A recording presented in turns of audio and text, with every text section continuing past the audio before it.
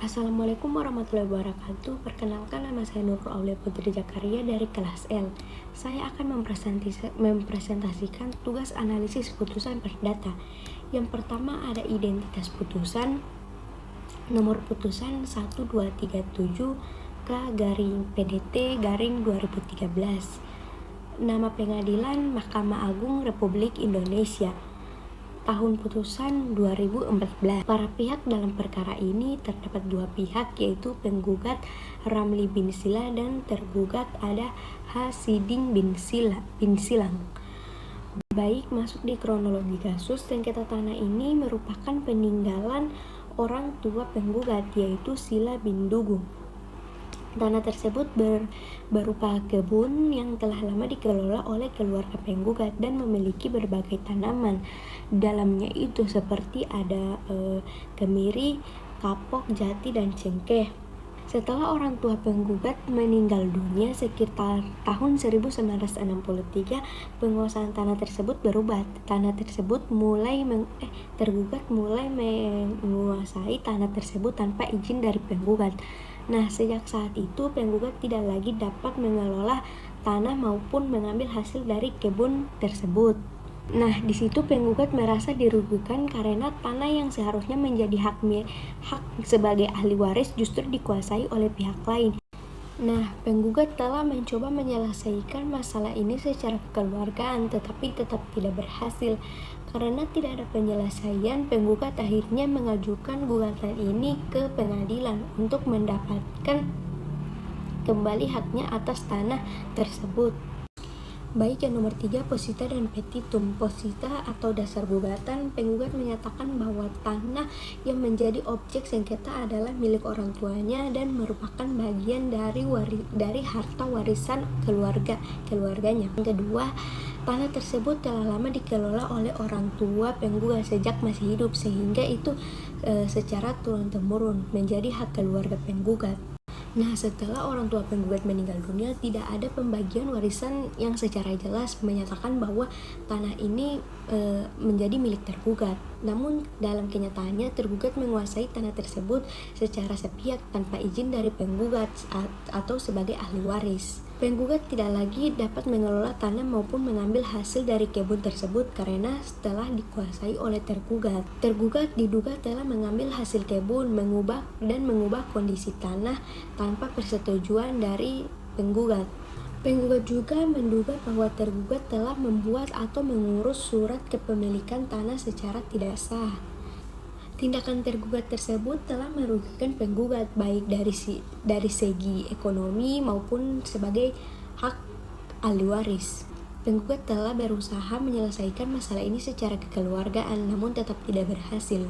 Nah, oleh karena itu, karena tidak berhasil secara kekeluargaan, penggugat mengajukan gugatan ke pengadilan sebagai upaya untuk mendapatkan kembali haknya. Nah, kemudian petitum atau tuntutan penggugat. Dalam perkara ini, penggugat meminta agar pengadilan mengabulkan seluruh gugatan yang diajukan. Penggugat juga telah meminta agar tanah sengketa dinyatakan sebagai milik sahnya sebagai ahli waris, serta menyatakan bahwa tindakan tergugat yang menguasai tanah tersebut merupakan perbuatan melawan hukum. Selain itu, penggugat meminta agar tanah dikembalikan dan tergugat dihukum membayar biaya perkara. Namun, pada tingkat pengadilan negeri, gugatan penggugat ditolak karena bukti yang diajukan dianggap belum cukup kuat untuk membuktikan kepemilikan tanah tersebut. Pengadilan tinggi menguatkan keputusan sebelumnya karena memiliki pertimbangan yang sama. Kemudian saat perkara diajukan ke Mahkamah Agung melalui kasasi permohonan, penggugat kembali ditolak. Mahkamah Agung menjelaskan bahwa pada tingkat kasasi yang diperiksa adalah penerapan hukumnya, bukan fakta-fakta yang baru.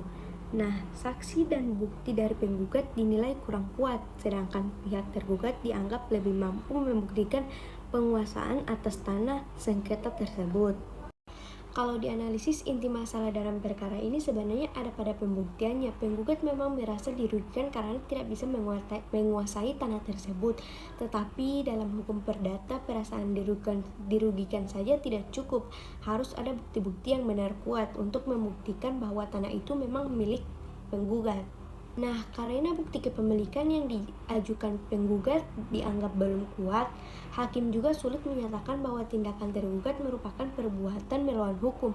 Apalagi pihak tergugat justru dinilai lebih mendukung dalam penguasaan tanah tersebut. Jadi, dari perkara ini bisa dilihat bahwa bukti sangat penting dalam hukum perdata, karena tanpa bukti yang kuat, gugatan biasanya akan ditolak.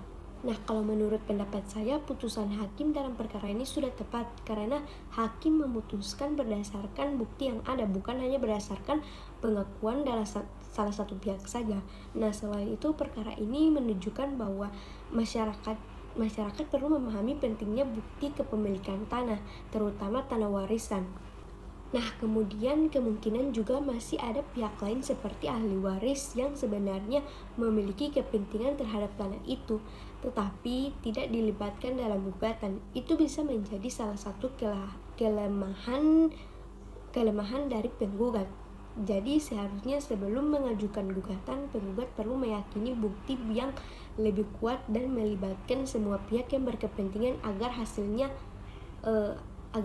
lebih maksimal. Baik, masuk pada kesimpulan, dari seluruh pembahasan ini dapat disimpulkan bahwa perkara ini merupakan sengketa tanah warisan yang pada akhirnya tidak dimenangkan oleh penggugat karena lemahnya pada bukti yang dimiliki. Nah, penggugat tidak mampu membuktikan secara kuat bahwa dirinya adalah pemilik tanah yang sah dari sengketa tersebut, sehingga hakim di semua tingkat pengadilan menolak gugatannya. Dari sengketa ini juga bisa dipahami bahwa dalam hukum perdata, khususnya sengketa tanah, bukti memiliki peran yang sangat penting karena karena tanpa bukti yang kuat, suatu hak akan sulit diakui secara hukum. Oleh karena itu, putusan Mahkamah Agung yang menolak permohonan kasasi menurut saya sudah tepat. Kenapa? Karena tidak ditemukan kesalahan dalam penerapan hukum dan bukti yang diajukan penggugat juga belum cukup kuat untuk mendukung gugatannya.